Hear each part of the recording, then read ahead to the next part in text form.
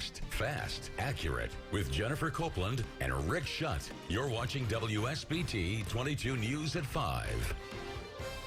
According to the law, Zach Anderson is not a convicted sex offender. But the 20-year-old Elkhart man may remain on Indiana's sex offender registry for another 2 years. WSBT 22's Zach Crenshaw joins us. And Zach, this is pretty confusing because Anderson pleaded guilty and was sentenced to 2 years probation.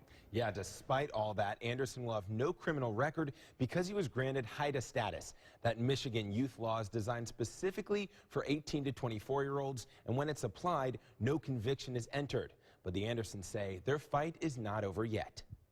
As he once again stood in front of a Michigan judge, Zach Anderson's remorse was evident. This is not the way that I feel about relationships, at all, and I realized it was a terrible mistake. Before reading her sentence, you went out looking for trouble and you found it. Judge Angela Pasula offered Anderson some advice. You really need to require more of yourself, and you need some time for serious introspection. Then came the words the Anderson family had been waiting more than 6 months to hear. I am going to place him on probation under the Home's Youthful Trainee Act. I gasped.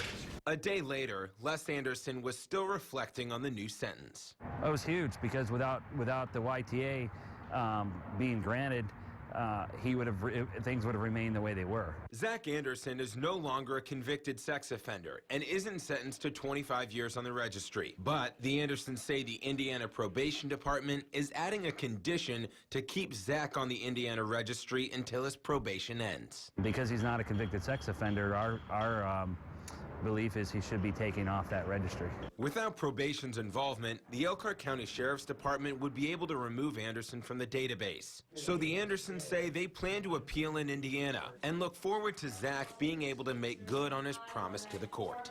Moving forward from this, my outlook on everything is going to be totally different when it comes to relationships and meeting people. The family's lawyer told me on the phone today he feels very confident in his argument to remove Anderson from Indiana's registry. He says the probation department doesn't have to put Anderson on the registry, and by doing so, he feels like they're unfairly using their power, and he says he's hoping to appeal in the next 60 days. Okay, so if he has to stay on Indiana's registry, obviously that impacts his life. How so?